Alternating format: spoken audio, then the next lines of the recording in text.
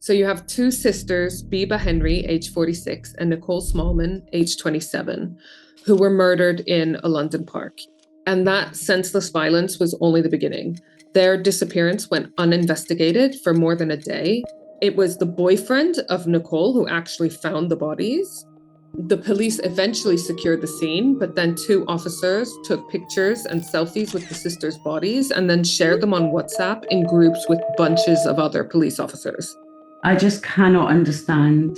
I cannot fathom why you think it would be acceptable to take pictures and then share them in group WhatsApps. These aren't teenagers. These aren't kids. These are police officers with training. Hey everyone, welcome to Switchblade Sisters Social Club, the true crime podcast where two friends exploit their worst fears for your entertainment. You're welcome. I'm Dee, a writer and podcaster. And I'm Isla from Criminally Good Books, a true crime and crime fiction bookshop in York. Follow us on all the socials. Except for X, obviously. Or have a look at our website, switchbladesisterssocialclub.com. Check them out for all our latest episodes, events, deals, and other weird stuff. Listeners' discretion advised.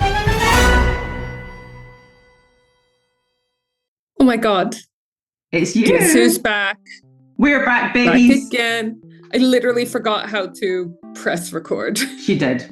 It's like, how do I do this? Is it the off button? Happy New Year. It's Happy late New Year. in January by the time this comes out. So I think we can still say Happy New Year. Well, you've got a tree in the background and I've got a Christmas jumper. It is the New Year, though. Yeah, we're just going to keep on going with the festive vibes. And on that note, I want to announce that we make an annual donation to charity. So we're going to be giving £100 to Medical Aid for Palestinians on behalf of our listeners and ourselves. Some of it is from profits from our merch, our Palestine merch, as demonstrated if you're watching on YouTube by Isla. She's got one of our, basically, I Palestinified our logo. And it's a really good sized mug. It's a really good sized mug that I got from Dee for Christmas.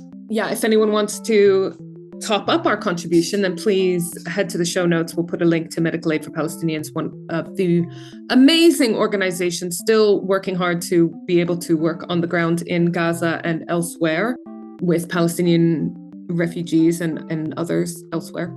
So have a little look at what they get up to. And then in the spirit of it still being January, I thought I'd read to you my New Year's resolutions. Go on then. They're more vibes rather than specific tasks. I love this.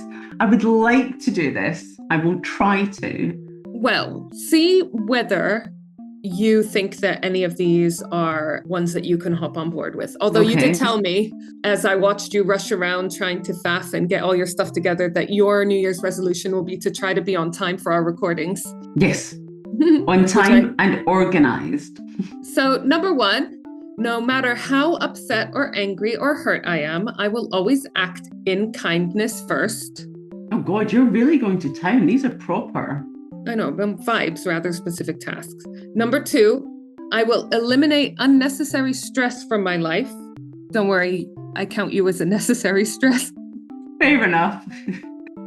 And then I will care less what unimportant people think of me. Perfect. I don't mean they're unimportant. I mean, if they're unimportant in my life, I will care less. Basically, if you don't feed me, fuck me, or finance me, you can fuck off. Because I refer back to number one, where I act in kindness. Okay, and number four was one that Sam actually added. And I was like, is he adding this to my list? Or are we making a communal list here? Is he trying to say something? Because he's put, when I'm feeling grumpy or stressed, to remember how lucky I am to have such amazing family and friends. That's a good one. Yep. So those are my vibey New Year's resolutions. Yeah, because the last one isn't so much a resolution, is it? It's just like a reminder of how lucky you are. Yeah. Basically, always be grateful. #blessed. I think that the one that I would like to jump on board is that, like, to not think about, like, to not be stressed about, or like to remove any unwanted stress and stuff. Because I get so worried about what people think and stressed about it. And then I'm just like, why? Why do I bother? If those people are not influencing my life, why am I so worried about pleasing them? So yeah, I'll jump on board that one. One of the good things I learned was one of the CBT techniques, cognitive behavior therapy, was to think, if I'm stressed or upset or angry or hurt by something, how likely am I to be stressed about it tomorrow, in 1 week's time, in 1 month's time? You know, it helps you put a bit of perspective, because sometimes when you're all up in those feels, it feels like the worst thing in the world, whatever's stressing you out or upsetting you. Yeah. But realistically, are you even going to remember it in a week? All right. Well, so this is our true crime podcast where we explored our worst fears for your entertainment, if you remember. Yeah, I do remember. I do remember. I hope people have been enjoying the debrief. I wanted to keep people a little bit... Well, I didn't want people to forget who we were entirely while we went on a little holiday. And today I'm going to be presenting a case to you. As people remember, Isla takes a long time to research. So she will do one in every 500 cases. Yeah, but they will be awesome. So this one I wanted to do because it's a London-based one and a very recent one. So it was a very real memory, you know what I mean? And basically I was reading an article about Sarah Everard and Wayne Couzens, you know, the police officer who abused his position of power to abduct, rape, kill Sarah Everard. That's not the case I'm covering today, mainly because there's so many amazing people that have covered that case. I don't feel like I can add to it at this point. But there's another case that often gets mentioned at the same time as that case. Okay. And that's what happened in this article I was reading. This other case was mentioned, and I was like, fuck, I don't remember who committed the crime.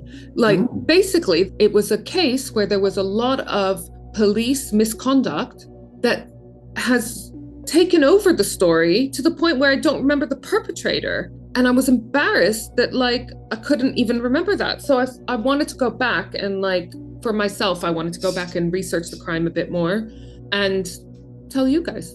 So today I'm going to tell you the story, the tragic story of Bibaa Henry and Nicole Smallman. You will remember this case when I go into a bit more. I think I do know it. Yeah. So the episode deals with, obviously, crime, murder, violence against women, racism, institutional racism and failure, and extremist ideologies. So if you don't want to listen to any of that, then turn off. The sources, I'm going to list them at the end and I'm going to put them in the show notes.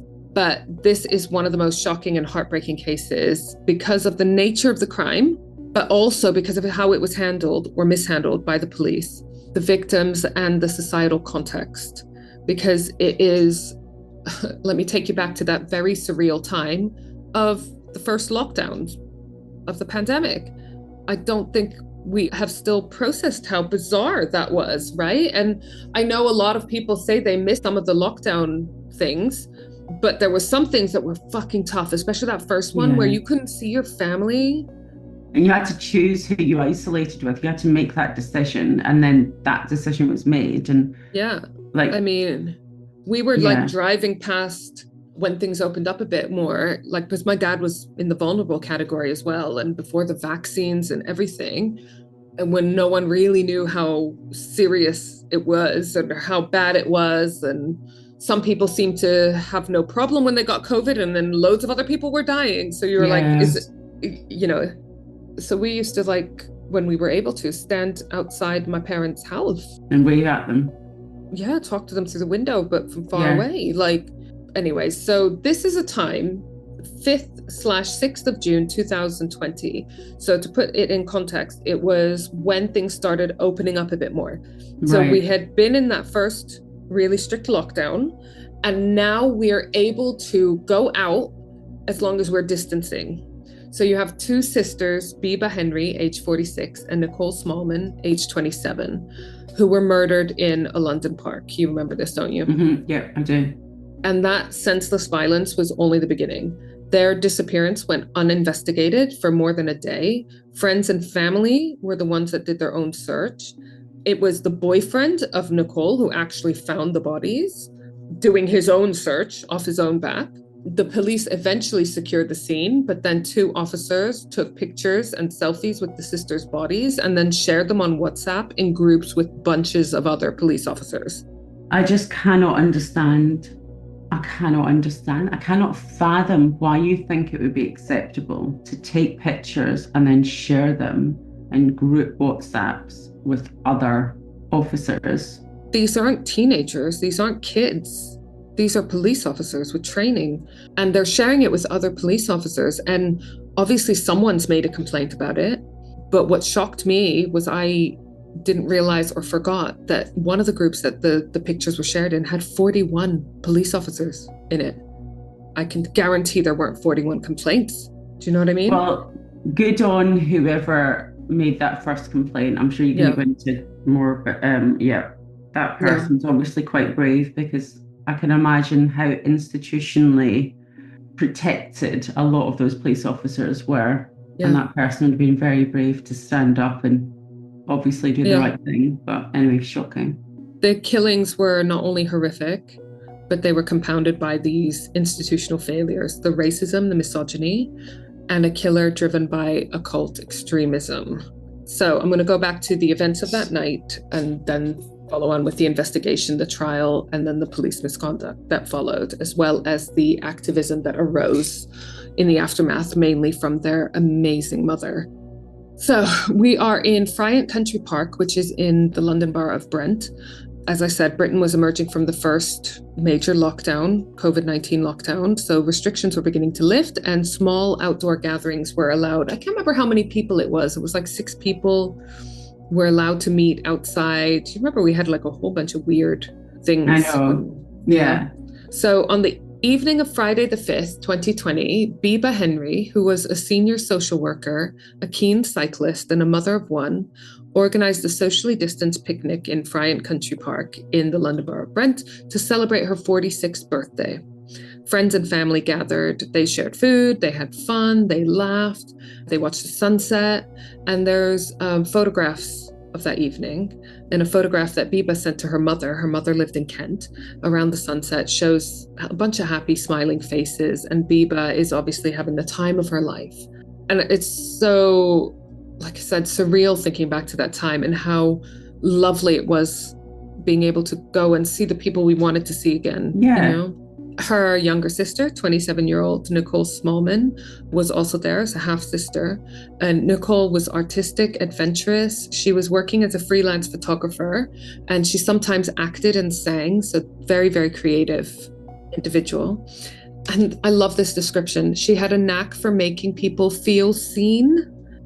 So an ITV tribute from the family later described Bibaa as an exceptional social worker who passionately advocated for safeguarding vulnerable children, in quotation marks, while Nicole was, in quotes, a warm, positive, and artistic person who saw beauty in everything. So I just think those are lovely. What a lovely way to be described, right? Exactly. And those photos of them are just gorgeous. Do you have a photo? I'm going to share.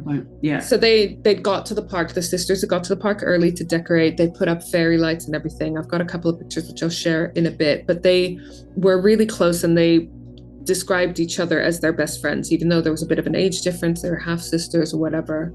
There was so much love there. Oh, look at them. They're absolutely adorable. They look so happy. So they're setting up their picnic. Again, it's like being able to celebrate things with your friends and so forth. I've got another picture, which I will share as well.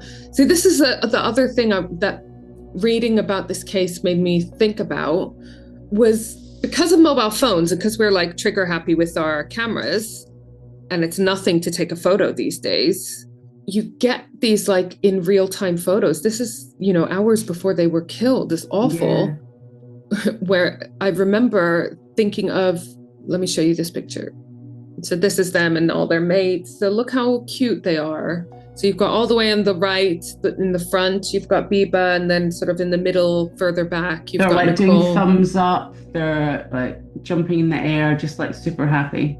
Yeah, and obviously the person in the middle, their friends' faces are blurred out, but the one in the middle has clearly got like a, selfie stick. Oh no, yeah, the camera thing that you click. Yeah, you know what I mean? Exactly. So they've set it all up so they can have a lovely picture together, and so Like super 8 of cute. them. And they've been sharing these pictures with their mum in Kent. The mum, I just feel for her because she had a third daughter as well. I feel for that sister as well. Imagine both 3 girls and 2 of your sisters are just taken, or like a mum having 3 kids and 2 of them are gone overnight. And I also think like it would be awful to lose a child at any point. But during COVID, when it's been a time where you've not been able to celebrate family things together, when you've not seen each other, when you're not been able to hold each other, and then suddenly that's taken away from you. And then just logistically after, there was such a backlog of everything, right? For ages after. And this is right smack bang in the middle of the pandemic. That it must have just been a nightmare navigating anything serious, you know? I feel lucky that I didn't have any major illnesses or processes or procedures or anything that I had to do. Do you remember in the beginning when people were sadly dying and then people didn't know the process for like funerals and stuff and didn't know what to do? And I remember some really horrific early cases where children had passed away and their parents couldn't be at, you know, the funeral and stuff. It was just heartbreaking. Awful. Yeah. But going back to like having the photos in real time, I was thinking about the Holly and Jessica case, you know, the Soa murders, Holly Wells and Jessica Chapman. If you remember, there was a photo of them a couple of hours before they went missing, because wasn't it round about Christmas time? And they tried on their new football top and taken a photo. And it was just like so fortuitous that there was such a recent photo of the both of them in the clothes they were wearing, because it was on the day that they went missing, which was so unusual back in the 90s. Do you know what I mean? Whereas now we're taking like 50 pictures a day. And CCTV and selfies that you've taken or whatever. It's just a different time. It just like struck me because these girls are having such a lovely time. They're basically sharing all of these photos with their mum in Kent. And also Nicole had a longtime boyfriend called Adam who feature a lot in the story. I've already mentioned him. So they were sharing all these photos with their loved ones, right? Friends started leaving as the evening went on. So by 11 o'clock, most of the guests had gone, but the sisters were still there. And this is important because like June, it's still light at like 9 o'clock. Yeah, like exactly. Later even, I can't quite remember. So it's like you still be able to see outside. They'd put up loads of fairy lights and all sorts. So they had some artificial lighting. They possibly hadn't spent very much time over the last couple of months together. It was a birthday. They didn't live together. So they were obviously just loving their life together that night, you know, which is just adorable, right? So midnight passes. They're basically dancing in the park under the fairy lights. And it must have also, combined with the pandemic and the restrictions of lockdown lifting, it must have just felt like a relief, an escape, you know? So at 1:05 a.m., Nicole sent a final text message to her boyfriend, Adam Stone, saying, "I'm dancing in a field." So she'd been texting her boyfriend throughout the evening.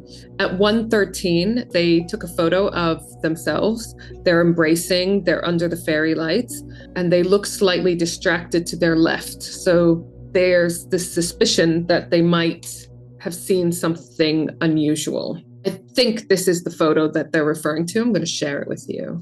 But this is definitely one of the ones from when later on in the evening, as you can see. They still look so super cute. Like they just look lovely. Yeah. You know, not that it matters, you know, that they're cute, but they are cute. I'm sorry. So moments later, a stranger steps out of the darkness, and that stranger is Daniel Hussein. He's 18 years old at the time, so young. He grew up in Southeast London. Teachers at his school, Thomas Tallis School, noticed that he had been accessing far-right propaganda on school computers. So he was referred to a government program called Prevent. So it's a counter-extremist program to stop children becoming radicalized. But he continued looking at this radical content. And this is because he came from Iraqi Kurdish background. So those of you who are familiar, Kurds are a group of people who, on the whole, would like to have an independent state of Kurdistan, and they find themselves currently in parts of Turkey, Iraq, Syria, and perhaps some other places. So he is Kurdish from Iraq originally. I couldn't tell you if he was actually, I think he was born in the UK, but that's where his family are from. So I think that because of where he was from originally, they thought, oh, he's going to be looking at like Islamic extremist stuff, ISIS, whatever. So they possibly kept an eye to make sure he wasn't accessing that kind of stuff. They did not notice that at the time he was spending a lot of time on right-wing occult groups. So basically, this is a thing, Nazi Satanists. Oh God. Can I just ask, did school notice that he was doing this, or was his family noticed? I think a bit of both. So well done for having some sort of system in place, but like basically maybe they weren't that well informed on this group. But in particular, he was looking at a site called the Order of Nine Angels. I gotta say, I was gonna go and look at the website, but then I just didn't want to because do you know what I mean? So it's, say that again, a Nazi what group? Satanist. There's a guy who's linked to it. I don't even want to say his name because honestly, It made me so sick, this website, when I was reading about it, that I just didn't want to give him any more time because basically it's someone who's got a big following online and everything. It's just bonkers. It's one of those cases where this guy, I don't know if he even believes what he's saying or whether he's just saying it to get attention, like a narcissist Trump type character.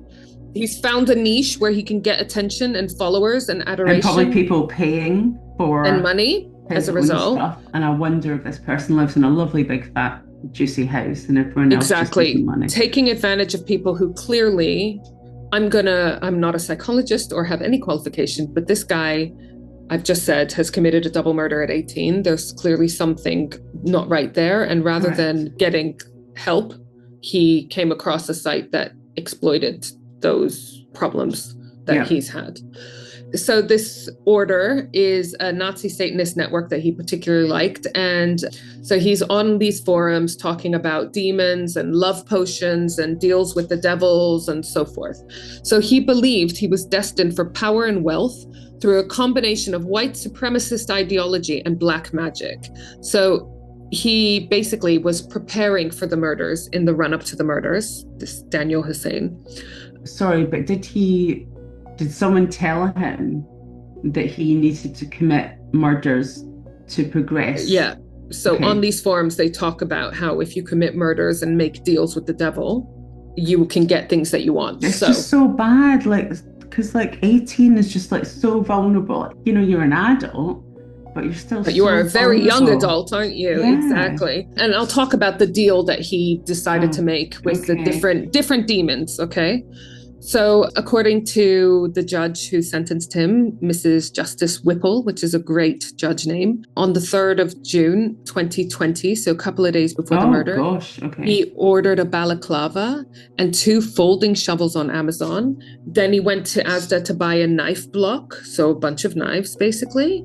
Then he returned to Asda that night to purchase some tape. On the 5th of June, which is the day of the party in the park, he collected the Amazon items from Morrison's. So he obviously did click and collect. And then he went straight to Fryent Park with the items in his bag. So he's going to the park with a balaclava, folding shovels, knife block, and tape. So he's intent on committing a crime at this point.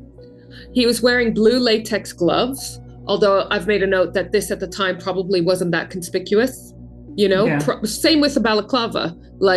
At the time, we were in lockdown. Yeah, if you saw someone at the time walking around with blue gloves, latex gloves on, you probably just think... I probably think, why aren't you wearing normal gloves? But also, we were all doing things that we might think now were bizarre, bizarre. Exactly. So he also signed up to a lottery betting website and purchased a bunch of lottery tickets. Because this was his plan, I'll tell you. This is what the police detectives found in his bedroom after the murders, right? They discovered a handwritten agreement, in quotation marks, addressed to the mighty king Lucifuge Rofocal, who is a demon in the occult. Apparently, this demon is the prime minister or the treasurer of hell. So he manages Lucifer's wealth, apparently. So in this agreement, in this official document that he made, Hussein promised to, in quotes, perform a minimum of 6 sacrifices every 6 months for as long as he was free, vowing to sacrifice only women, build a temple for the demon, and do everything that he's promised. In exchange, he demands to win the Mega Millions lottery, receive wealth and power, and ensure the police never suspect him. So he will kill for money in this agreement. So he's going to give sacrifices to this demon in exchange for money. This is really scary, Dave, because so I didn't realize this level of detail. Could you imagine, like, this is not going to be an isolated case. There'll be a lot of young boys around the UK wanting to do this, maybe having done it, and we don't know about the cases. It's just so scary. It's terrifying. So basically, he had at the bottom of this agreement 2 spaces for signatures, one for his and one for Lucifuge, or whatever the demon's name was, to sign. Obviously, the demon had not signed it because this demon does not exist. Why not? Could the demon not sign it? Did he not agree with the terms and conditions? Yeah. So, but I'll tell you what's chilling. Daniel Hussein had signed it in his own blood. And then he'd also written a separate note addressed to another demon, the Queen Byleth, requesting for help to find a girlfriend. Because what a surprise. He's struggling to find love. Maybe because he wants to sacrifice women to the demons. So anyway, this guy, I mean, I keep on trying to remind myself that the time where he was getting this warped was when he was an actual child. Like, what is going on? How did this child, like, it's so sad that he slipped through the net because, you know, I'm sorry, you don't get this twisted, this delusional without someone noticing unless you're severely neglected, which is also extremely sad. Obviously, he got picked up on the radar to be sent to this, you know, prevent program, which is quite an extreme thing to happen. Do we know how long he was in that program, or like, and was he aware of this program? I think it was only a few months, and yeah, he was aware that he was in the program. But do you just graduate and that's it? They don't follow up? Like, what's happening? You know, is it budget cuts? Because that's a problem too. Like, what's happening that this guy who only just became an adult was so damaged, right? Not trying to excuse his behavior at all, obviously, but it's important to understand this stuff so that it doesn't happen again to innocent people. No, absolutely. And he didn't just become an adult who is accountable for his own actions and suddenly become twisted. Do you know what I mean? In a couple of months. His life has changed forever as well. Yeah. So to him, these were serious transactions, right? He wrote the terms out in very official language, in quite advanced language, which to me tells me he's copied it from somewhere. Do you know what I mean? It's probably a template online. On the websites, exactly. So going back to the night in question, we now have a motive, as absolutely bizarre as it is. It's this deal with the devil to get wealth. And so I mentioned that at 1:13, there was a final photograph taken on one of the sisters' phones, Nicole's phone. It was captured, and it's this lovely picture of them dancing in with the fairy lights. Then very soon after, Daniel Hussein comes out wearing gloves, armed with a knife. He finds the sisters, who are strangers to him. They don't know each other. This is a random killing, which is horrifying. And then at 1:26 a.m., 13 minutes after the final picture of the sisters being alive and well and having a joyous time, there's an attempt to get into Bibaa's phone, but the passcode was entered incorrectly. So they believe that this is Hussein trying to unlock it. So he'd either already attacked them or was about to. Or they're trying to get in it and he's... Yeah, I kind of think it must have been that he'd attacked them and subdued them already, because I don't imagine 2 sisters would just stand there while a guy is trying to get into their phone. I'm going to skip over this really quickly, their injuries, because it's horrendous. But Bibaa Henry was stabbed 8 times with no sign of defensive injury, so it must have happened fast. Nicole Smallman was stabbed 40 times. and she had a lot of defensive wounds. Whoa, that is a big difference. Yeah, she fought back. She had defensive wounds. And probably because of her fighting back, it led to Daniel Hussein, having a deep laceration in his hand. But despite this, she couldn't save her life or the life of her sister. It sounds like her sister was first then, and then she's maybe seen it? I think so. I can't imagine a world where he stabs one of them 40 times and then the other one doesn't do anything in that time and then doesn't fight back when he turns to stab her. Yeah. So we will probably never know exactly what happened because, surprise, surprise, Daniel Hussein claims he's innocent. But after killing them, he dragged their bodies by their feet into the bushes. There were scratch marks on their back from where they were dragged across the ground. He then arranged them in a sort of an embrace, which, is to sort of manipulate their bodies in such a way is just further disrespect, isn't it? Why did he want to do that, or do we not know? Well, it's unclear whether he was posing them or whether he was just trying to make it harder to find. Or anything? Oh, right, okay. Whether he was just trying to hide the bodies or what. He then took their phones. He wandered around the park with them. Apparently, he was trying to unlock them and then threw them in the pond in the park. He must have been absolutely covered in their blood. Right. So he also removed his trousers because they were bloodstained and then tied his jacket round his waist. So he was basically not wearing any trousers. And he hid his hand that was bleeding quite badly in his sort of jacket, like under his clothes. And then he walked home. He got to his father's house at 4:10 in the morning. His father lived around the corner from the park. His mother lived in southeast London. So he must have spent a couple of hours in the park then. Yeah. After this, or like the whole thing. Exactly. So the cut that he had on his hand was bad enough that he actually had to visit the hospital, and I think he had to get some stitches. He told the doctors different stories, that he had been mugged, that he had been attacked, etc., and different stories about when it happened. And then he even contacted his bank on the 16th of June, so like 11, 12 days after the party and the murders, to say that his bank card must have been stolen because there were a bunch of purchases that he didn't recognize, like the knives, the shovels, etc. So he's trying to say that this mugging did happen, and if anything was bought, these things that were bought were not him. Yeah, so he's obviously trying to cover his tracks there. Now, very quickly, the families knew that there was something wrong. A lot of families are very close and they know their loved ones very well. And if something happens out of character, it can be quite quickly obvious, right? Yeah, exactly. So this party was on Friday, the 5th of June. But again, Nicole didn't live with her boyfriend, but she was in regular contact with him. Yeah, she messaged him 13 minutes before her phone got... Exactly. I imagine that he would have expected her to message when she got home safe, etc., etc. So by dawn, before the sun had even risen, the loved ones were already worried. So Adam was already like, she's not gone home. Where is she? Messaging the mom, messaging the other sisters, both of the sisters, etc., etc. So Adam Stone, Nicole Smallman's boyfriend, was one of the main driving forces in the search and the investigation.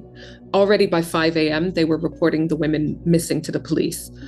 There's a lot of stuff about whether you have to wait 24 hours, blah, blah, blah. Yeah. I don't think that's a policy here in the UK, but obviously if it's not been that long, if it's only been a few hours, then they're going to want to have some proof of third-party involvement or some accident or whatever, because they're going to argue these are grown adults that were having a party.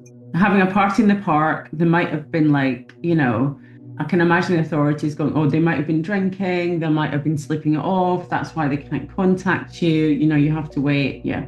Exactly. So unsurprisingly, even though it was two sisters who lived separately, who had different responsibilities, dependents, loved ones, etc., disappearing at the same time, they were kind of dismissed. The police were actually dispatched to Nicole's address, but then didn't reach it. Before they got there, they got told by their superiors to turn around and come back, don't worry about it. And Bibaa was never even logged as a missing person. When the family members would phone to chase up, the officers just sounded relaxed, as if there was nothing to worry about, like not even trying to reassure them or whatever, just like, nah, you know. Their mother, Mina Smallman, who, like I said, is a legend, she lived in Kent, which is, you know, outside of London, but not a million miles away. She later wrote that every time she called, it sounded like the officers were curled up with a cup of tea. There was no sense of urgency, despite the fact that 2 adult women who had never gone missing before had suddenly vanished. So I just feel so sorry for her. Like I said, her and the 3rd daughter, this just can't imagine losing one loved one, but losing 2 at the same time and in such a horrible way. And also, like, you know your family members, and if they're not, even if one's phone had stopped working, what are the chances of both of them? And then, you know... That's it. They're together and they both go off radar in central, like in London, you know, it's not a signal issue. Yeah. So, and exactly that, people know each other. So Adam was saying there's absolutely no way Nicole would leave without feeding her bearded dragon. Oh, right. Okay. Right? Anyone that's got pets or knows someone who loves their pet, do you know, if you were worried about me and you went round to my house and you found Lola on her own without any food or water, oh yeah, you'd know. You would be like, no, Dee would never, ever. She might go off on an adventure or whatever, but she would never leave her pet uncared for, you know? Yeah, exactly. So lots of alarm bells going off.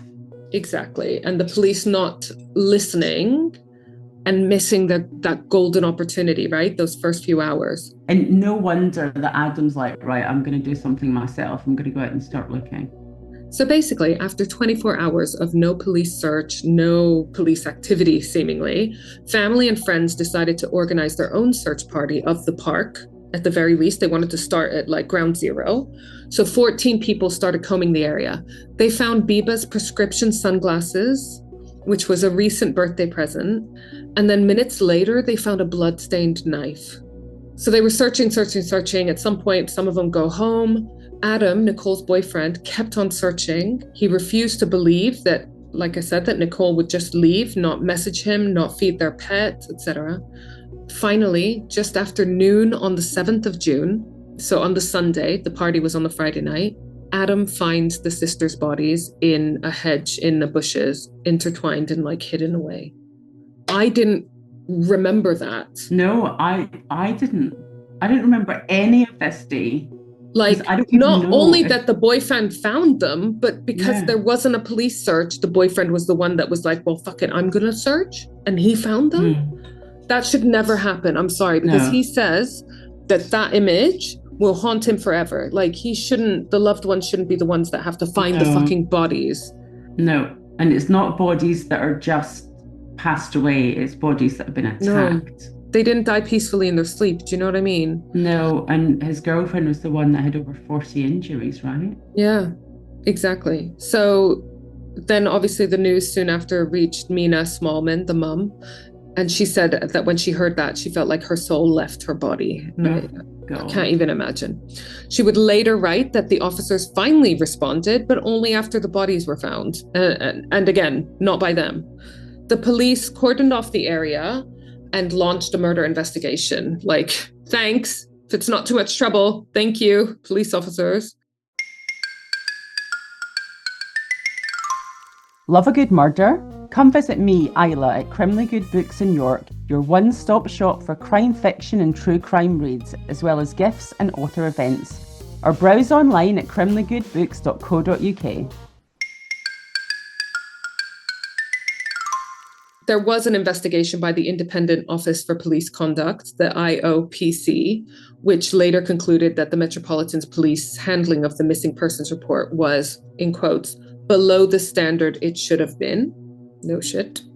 Among the failings, an officer inaccurately recorded information from a family member, closed logs prematurely and did not send officers to search. A call handler referred to one of the sisters as a suspect rather than a high-risk missing person. Yep, a suspect. I mean, these were multiple mistakes. The IOPC said there was no evidence that bias caused these failures, i.e. racism, sexism, etc., but acknowledged that the family believed race was a factor. Not just the family. You know, I remember Damilola Taylor and all his murder, and Stephen Lawrence. Yeah. All of these different cases that led to investigations. Victoria Quimby. Yeah. All cases of, in particular, Black young people being murdered, and the difference of resources and attention that the media, the police, and public offices give to those cases. I mean, it doesn't seem like it's got much better, does it? Mina Smallman later remarked that she felt that police did not care because her daughters were two women of color, one in social housing, and contrasted the response to the later murder of Sarah Everard, which I will go into more details. And I want to just say, we are not for a minute saying that the Sarah Everards don't deserve the media attention and the police resources that they get. Of course not. We're just saying that everyone does. Everyone does. Yeah. Exactly, you know? And I want to acknowledge that the Sarah Everard case was different in the sense that it was an actual police officer who committed the murder, but we'll get onto that.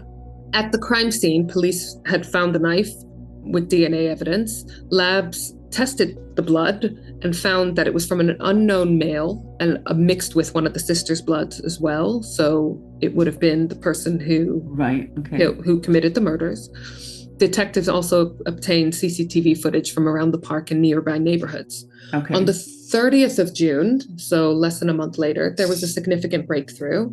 A familial DNA match linked the unknown male DNA to Hussein's father, who had a previous caution. So basically, they found a familial match. They managed to find a link, and they could work out that the blood was from probably a son of this guy. So within days, they managed to pinpoint Daniel Hussein as the prime suspect. And again, 18 years old. Officers searched Hussein's mother's house in southeast London in Blackheath and discovered that this blood sign packed with the demon. So that was their motive. It's fucking bonkers, but that was the motive. He was going to kill women in order to win the lottery. They also recovered a bunch of other weird shit and lottery tickets, basically. CCTV placed Hussein in the park. They could see him walking around the park. They could see him buying the knife block, the balaclavas. They could trace all of those purchases through his bank card. Said that he didn't, that someone stole his. I mean, what an idiot. And they could see him afterwards walking around the park with his jacket tied around his waist and his trousers gone because he, as I said, disposed of his blood-soaked trousers. So all of this evidence is obviously pointing at him. They test the DNA and it is a match. A direct match on the knife with the blood of, I think it was Nicole Smallman. So police arrest Hussein on the 1st of July, 2020. Great. This is like less than a month after the murders. So, good work, right? He refuses to answer questions.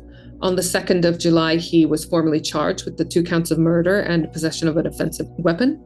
He pleaded not guilty and claimed that he wasn't even present at the park on the night of the murders, which is weird because there was also CCTV footage. So you would have thought he'd say, I was there, but so was loads of other people. Presumably had legal counsel that advised him. Yeah. And what their legal counsel did was emphasize the police misconduct in the case, which I will go into and say, how can you believe any of this evidence when there's been so much mishandling by the police, which is one of the problems. When you have police being corrupt or making mistakes or being absolute assholes, it does make it hard to prosecute actual criminals because they suddenly have a bit more of a defense that they can work with. Whether they deserve it or not. Of course they don't deserve it, but you're muddying the waters there, aren't you? Mm-hmm. The trial began in June 2021, so it's a year or so after the murders.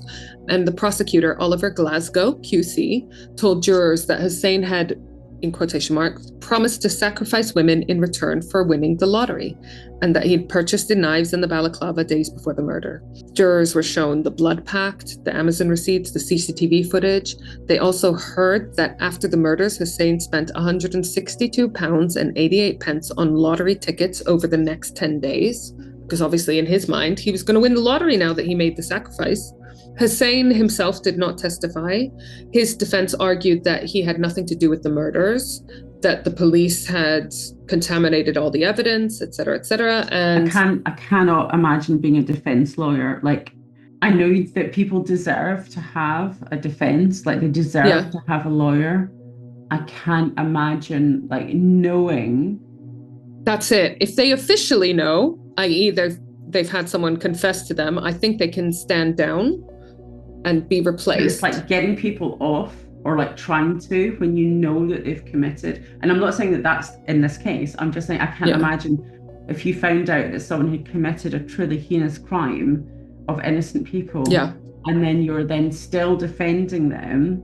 I just can't imagine doing that job or wanting to do that job. I know. I don't know how those people manage to do it, because, you know, there must be so many cases where they don't officially confess to you, but you're looking at the same evidence these jurors are looking at, and you're like, oh God, this guy definitely did it. What the fuck do I say? And it's not even like they're saying diminished responsibility or anything. They're saying he wasn't there. He didn't do it. He didn't do it. It wasn't me. Okay, well, that's definitely you. Like, was he even saying that's not me in CCTV? Yeah. Right. He wasn't even saying, yeah, I was in the park, but so was loads of other people. You know what I mean? I didn't kill the girls, whatever. He's literally saying, oh yeah, that person on CCTV, that's obviously me wearing my clothes. It's not me. It's not me. It's bizarre.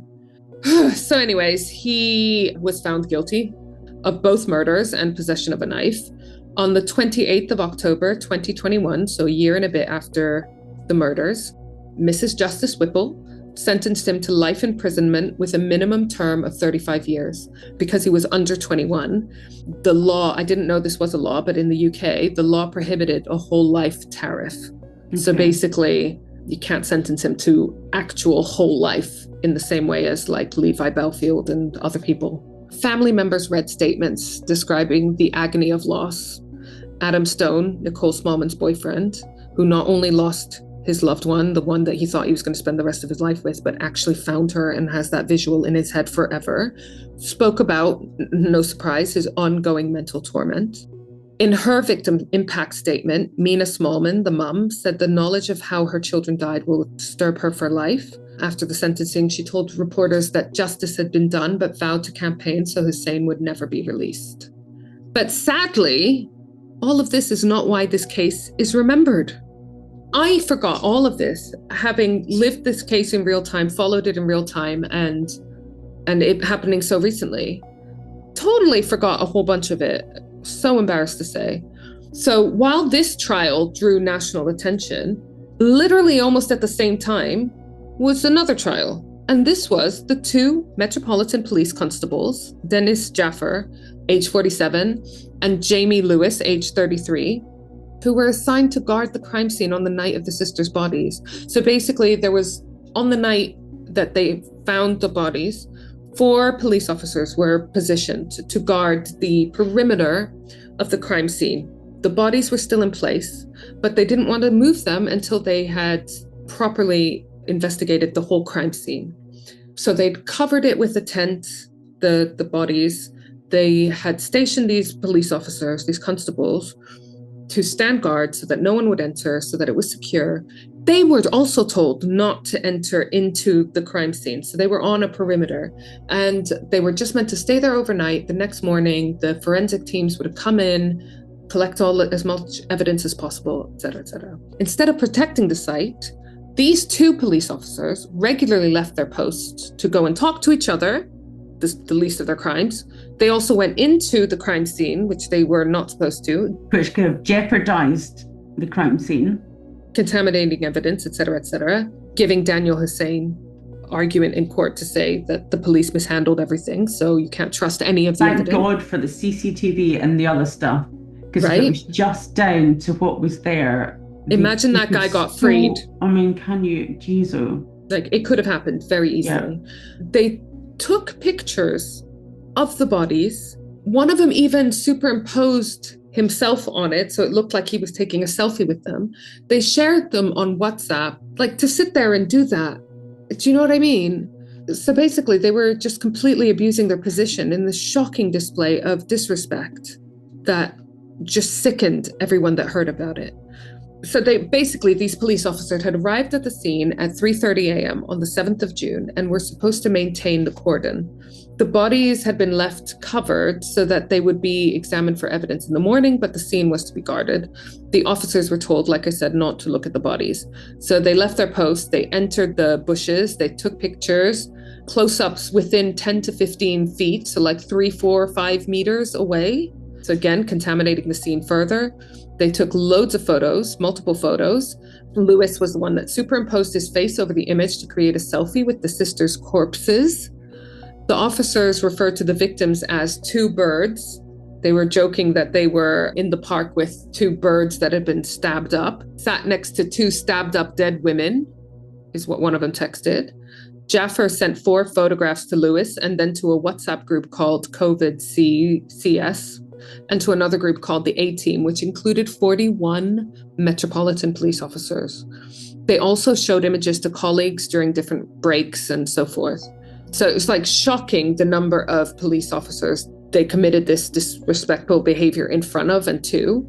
Are these junior police officers or are these like, because the thing They're is like, constables, so not very senior, I'm guessing. I would have thought when you get into your 40s, you'd probably be like a little bit higher than that. I mean, I actually genuinely don't know. So like, yeah.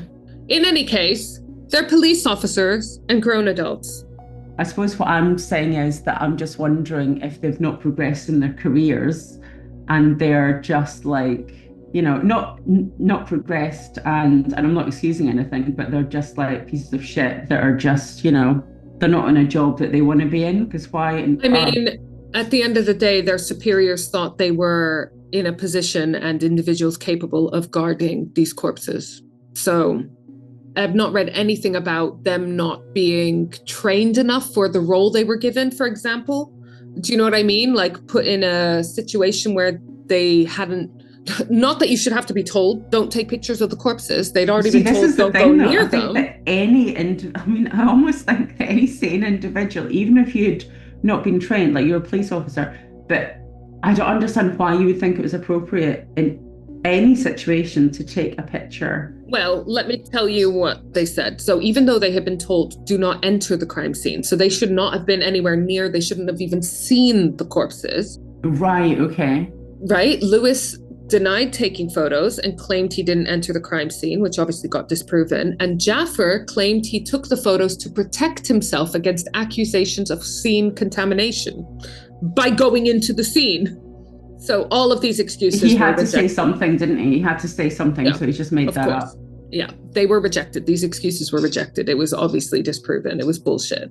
Because not only did they have evidence of both of them going in there, but they were sharing the content, not in a way of like, here, I've just taken a photo to protect myself. It was very much in a content of mocking these, here's me with two birds, making light of the situation. Yeah. But the situation is 2 people that have been murdered, you know? Jaffer and Lewis were arrested and charged with misconduct in public office. They pleaded guilty. How quickly was that story? Just out of interest, did that happen? Because I imagine it must have been quite quick that the investigation started. Yeah, well, so they pleaded guilty in November 2021.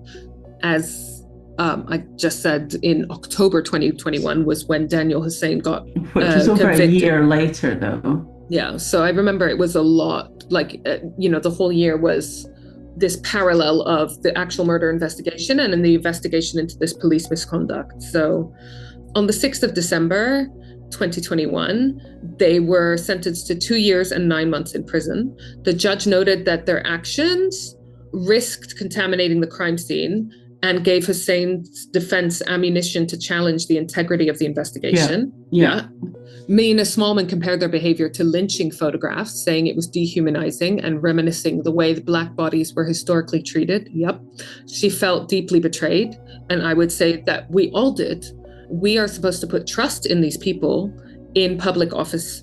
We are often in vulnerable positions when we need them the most, as women, as individuals traveling on our own at night or in the day, et cetera, and we can forgive mistakes. We can try to forgive mistakes anyway. If there's errors in, like, not errors of judgment necessarily, because they can say, oh, that was an error of judgment. But if there's genuine mistakes, yeah.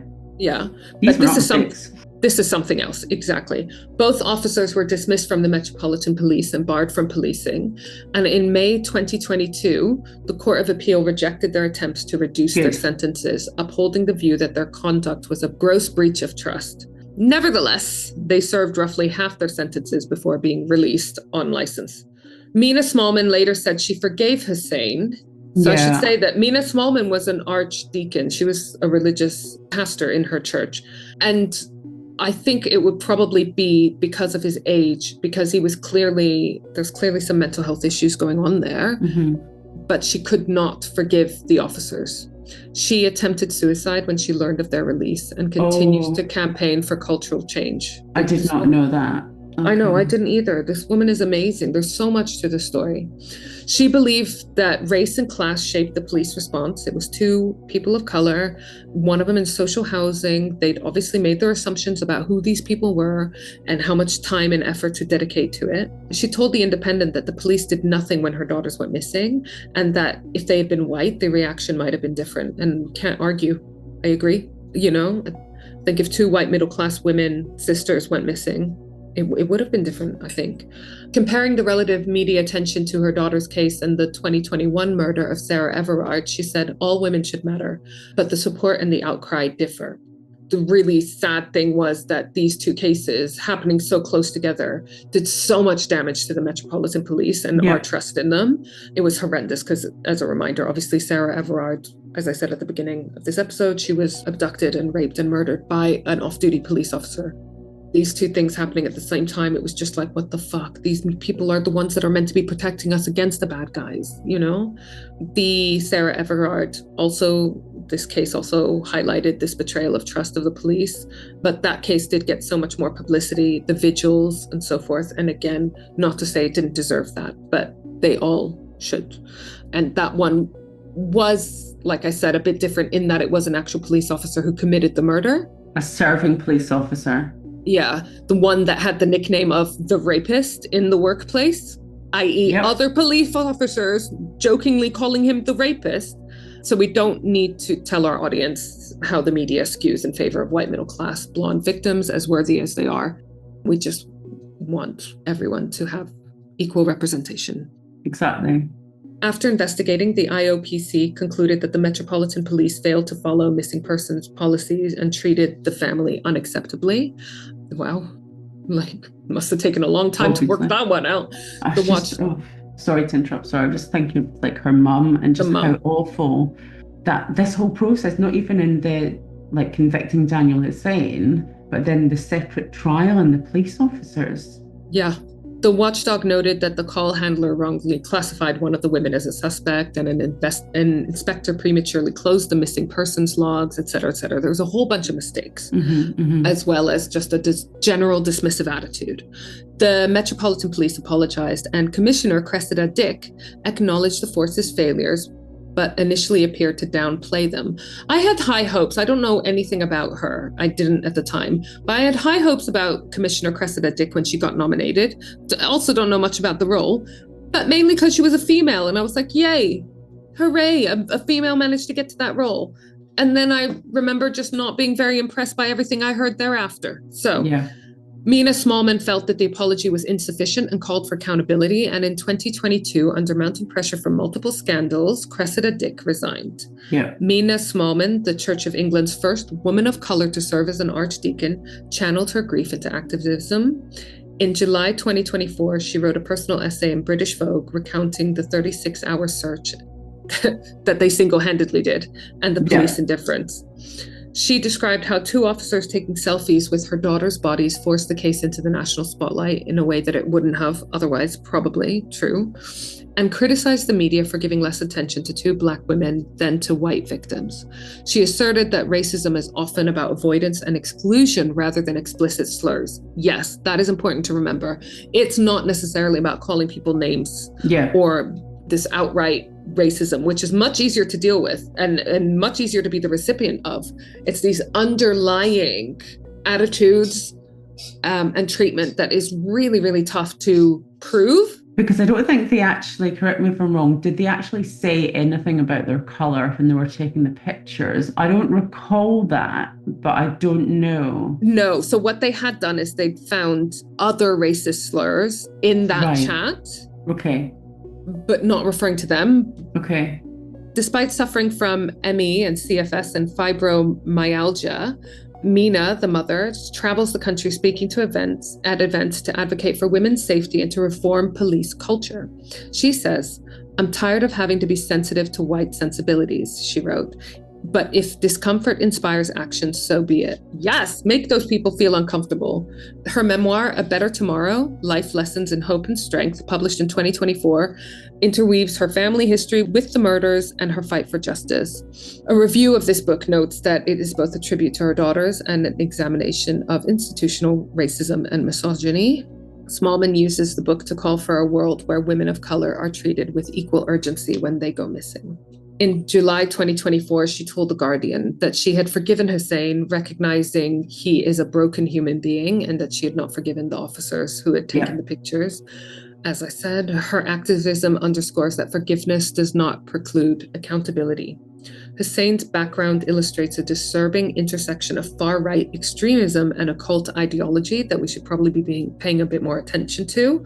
And I don't mean satanic panic. We're not going to panic about things unnecessarily, but we are going to be well informed about things if that is our job to do. Analysts note that misogyny and white supremacy frequently underpin both movements. The PREVENT program, designed to interfere before radicalization leads to violence, had referred Hussein after he accessed far-right propaganda, yet he slipped through the cracks. After the murders, he continued to research right-wing ideology and engage with occult forums. This case prompted renewed calls for the program to pay closer attention to far-right and to mixed, unstable, or unclear ideologies, which make up a quarter of referrals. So they're not just looking at like Islamist extremism, but we're going to look at some other things as well. But hang on, he was accessing that after sentencing or after the murders? After the murders. So he's before and after. Yeah. Friends and family remember Bibaa Henry as a petite woman with a huge heart who dedicated her career to protecting vulnerable children. Her daughter, remember she was a mother of one, her daughter was pregnant at the time of her death, so Bibaa never met her grandchild. Nicole Smallman was a talented photographer and performer. She saw beauty everywhere and believed in the goodness of people. In the years after the murder, the force introduced training to tackle sexism and racism. However, critics argue that the cultural change is slow. In 2023, the Casey Review into the Metropolitan Police concluded that the force was institutionally racist, misogynistic, and homophobic, findings that validated many of Mina Smallman's criticisms. The murders of Bibaa Henry and Nicole Smallman reveal how a random encounter with an extremist young man intersected with deep-rooted structural problems. Their deaths were not only a crime committed by an individual, but also an indictment of a system that failed to protect them and then disrespected them. Daniel Hussein believed he could trade human lives for lottery riches. He murdered 2 women who had every right to dance under the stars. He will spend at least 35 years behind bars, and his beliefs have been exposed as delusional. Yet justice in court is only part of the story. The initial police response, the delay in searching, the dismissive attitudes, and the egregious misconduct of the officers underlined the need for urgent reform. The IOPC investigation showed procedural failings. Mina Smallman's activism has put violence against women of color and institutional racism at the center of public debate. Her forgiveness of the murderer and refusal to forgive the officers who exploited her daughter's bodies highlight the complex emotional terrain that survivors navigate. We will not be able to understand that fully. As listeners, we must remember Bibaa and Nicole not as victims of a sensational story, but as vibrant individuals whose lives were stolen. They were daughters, sisters, partners, friends. They danced in a field under fairy lights and sent joyful texts moments before their deaths. Their memories demand that we confront misogyny, racism, and extremist ideology with honesty and action. Dee, can I just say that that was an unbelievable case? I think unbelievably recounted, because I think that a lot of people listening, the police trial absolutely took over. That's all I remember. I do not. It's not just me, is it? No, I do not remember Daniel Hussein. I know that's really awful. I do not remember. I remember their mother forgiving him. I remember that. I remember her saying that she thought he was a flawed human being. And I remember her being an archdeacon, is that right? I remember that, and I remember her forgiving him. but I don't remember the circumstances of the killing. Like, how bad is it that we forgot an 18-year-old Nazi Satanist? And then focused on 2 police officers. Yeah. I mean, in many ways, they highlighted the case and highlighted things perhaps that were like wrong in policing, or obviously wrong. And then maybe they did highlight the case more to people because of their stupid actions. But I don't remember anything about him. So thank you for that. It was really, really interesting. Really nice to learn more about them. And that, you know, like poor Bibaa not meeting her like grandchild. And that's just, but it's just thinking about them and post or like in COVID. And I remember having fun in the park. I remember going out and like having those like socially distanced parties and stuff, and just how excited they would have been and wanted to have that evening continue. This is awful saying this, I know it is, but I'm glad that they were together, and you know, like at least they were together. But just how awful that he took both of their lives. And I just want to know what he thinks now. Does he think that he was wrong? I don't know. I couldn't find any follow-up. I don't know whether he's just silent on these things. Have the police officers said anything since? No, but I imagine they would definitely be silent, because what the hell can they say? Any public statement of anything is just going to be they're met obviously with both out now. They're both obviously out, and I wonder what they're doing with their lives. The sources, I will put all of the links to the articles and stuff in particular that I used in our show notes, but they were articles from The Guardian, ITV News, BBC, Sky News, judiciary.com, The Independent, and the photos I used are from the Metropolitan Police, as well as the photos from the family. And by that, I mean the actual sisters who had taken photos just before they were brutally murdered.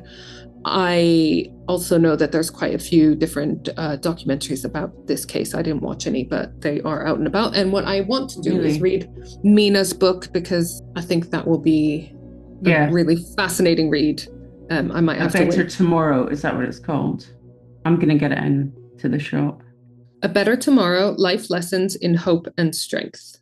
Okay. Mina Smallman. Available at criminallygoodbooks.co.uk. Absolutely. Getting it in now. So we made a little decision that we announced several times, didn't we? That we will be ending each episode with a little mini quiz about something in the case that we just covered. Absolutely, yeah. So I am going to do 5 questions, multiple choice, lockdown quiz. Ooh, cool. So it's going to be questions about the rules of our first UK lockdown. God, I'm not going to know any of this. I'm not going to know any of it. I can't wait though, but yes. Okay, you ready? Yeah, In the first lockdown. So we're talking first lockdown, because we had, I want to say like 3 different official lockdowns, all with very different rules, right? And they got progressively more lax, the rules, didn't they? But and then they did go back. There's a couple of things that went back to So I'm going to be talking specifically of the first lockdown, which I believe was sort of like Marchy, April 2020, right? Yes, it was. In this first lockdown, how many people were allowed to attend a wedding? A, 30, B, 15, C, 5, or D, 2? I'm going to say 5. Correct answer is D, 2. The couple only. Okay. Imagine that. You've planned a wedding. Everything is about the guests, right? Don't for a minute think that a wedding is about the couple. It's not. No, it's not at all. And then all of a sudden it's like, no, none of it matters because no one's going to see it. There's not even a photographer there. So hang on, what about the person marrying them? Presumably they're allowed there, but then 2 additional people being the bride and bride, groom and groom, or bride and groom. So how many times a day, question 2, were you allowed to leave home for exercise? A, unlimited, B, twice, C, once, or D, only at weekends? I'll say once. Correct. Okay. C, once. Yeah, okay. And I believe at the beginning it was for an hour. Like, I was actually going to say it was either no time or like once, but I can't remember what it was, because I don't even think that I don't even remember us going out I remember we did like lots of walks and stuff at one point during lockdown, but I remember we just like stayed in because we got a hot tub and everything delivered. So we just like stayed in the garden. So, question 3. Which of these was considered a reasonable excuse, in quotation marks, to leave the home? Because remember, you needed to have a reasonable excuse. You weren't allowed to just go. A, visiting friends. B, going on holiday. C, browsing the shops. Or D, buying food or medicine. I'm going to go with D, buying food or medicine. Is that correct? Correct. Okay. Question 4. How many people could gather together outdoors, not from the same household, in the first lockdown? A, 10, B, 6, C, 3, or D, 0? And the question was, how many can meet outside? How many people could gather together outdoors, not from the same household, in the first lockdown at the beginning? I'm going to say 0. Correct. D, 0. No social gatherings.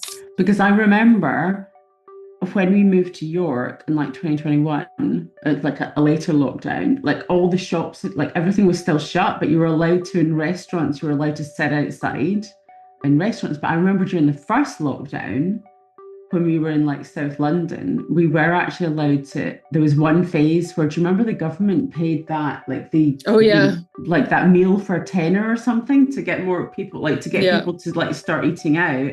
When it started opening up again, Yeah, so we got a 3-course meal for £10 in this like really lovely restaurant. A 3-course meal in COVID. Yeah, exactly. But we were only allowed, it was like social distancing, and they were only allowed to have so many tables in this restaurant, and the restaurant had to have all the like these like doors open. So we were sat there and we were like looking around at other people. We were just amazed. I know. Like deer and headlights. We're like, we're out and it's only a tenner. It was just like the most surreal thing. I think that might influence your answer for the final question. Question 5. Okay. In the very first lockdown, right at the beginning, were pubs and restaurants open? A, yes, with distancing. B, yes, outdoors only. C, no, they were closed. Or D, only before 6 p.m. Oh, see, I'm going to go, they were closed. But correct. I can't remember when it was that they opened, because they did open up at some point, and it was like outdoors, but then it was indoors as well. Like so bizarre. Remember. I can't believe we actually lived through that. It was so bizarre. But they were closed in the first instance, which was just like, that's what felt like the end of the world. That pubs were closed. Because you're like, not that I even go very often, but just like, you're open on Christmas Day. If you're shut, there's something mega wrong, you know? I know exactly. But you remember they did open up restaurants, but then things closed again. And then you were only allowed to eat outside. And then I just remember like different rules, because I would have thought that they were shut until they were allowed to open outside. But I remember eating inside during lockdown, and then that stopped. Yeah. And I don't remember what order things happened in. No. Anyway. It was so surreal. Oh, thank you. That's brought back memories. Like, yeah. Bizarro memories. Yep. What was your, like, do you remember, like, we did family quizzes and stuff to stay in touch with people? Yeah, we did family pub quiz on Zoom with my family in Brazil and everything. We had regular calls. That's all we could do, but it was really difficult. My sister has twins and they were very young, and she was having to do a lot of it on her own all of a sudden. And I was very lucky in that I didn't have kids. I wasn't an age where I wanted to go out very much. I worked from home already. I literally had very little adjustment in that respect. I just really missed my family and my friends, you know? Do you remember, I remember my mum, like we were really worried about her getting kind of groceries and stuff. And do you remember you could go to the supermarket, socially distanced at the supermarket, but all of the hand gel was sold out. All the soap was sold out. People were like rushing for toilet paper. Roll. Oh my God. And I love having loads of toilet paper. So I was like, made sure, like I was worried because I only had like 24 rolls in the house. Yeah. I remember having a delivery of toilet roll because I was by bulk in Amazon, and my neighbor being like, "Oh, you haven't bought into that toilet roll madness, have you?" And I was like, "This is my normal order." Yeah, like it's not a weekly order or anything. I just buy a lot of things in bulk online. Yeah, I know, it's easier, isn't it? It is easier. But I just remember one lady, and it was really sad. We were in the supermarket and she was crying on the aisle. She was just like, I just want some bread. I just want a loaf of bread. And she's looking, and she had like a little basket, and she'd like one thing in it, one tin. And she's like, all I want is some bread. And like, there was nothing for her. Like, there's nothing. And it was just insane. I just like so sad. I just remember ordering my mum, if you went online, like you could do like Morrison's were doing care packages where you get one pasta, one tin of soup, one whatever. And it was like £25 this care package. And I was just like buying a care package for my mum and trying to get delivery slots for things. Yep. Like, oh God. Anyway, thank you for that case though, Dee. That was like horrific and also really good to remember those sisters. Yeah. So for Bibaa, for Nicole, and for our dear listeners, and we'll be back next week with another episode. I'm guessing I will be doing it, but we haven't discussed. Let's work it out.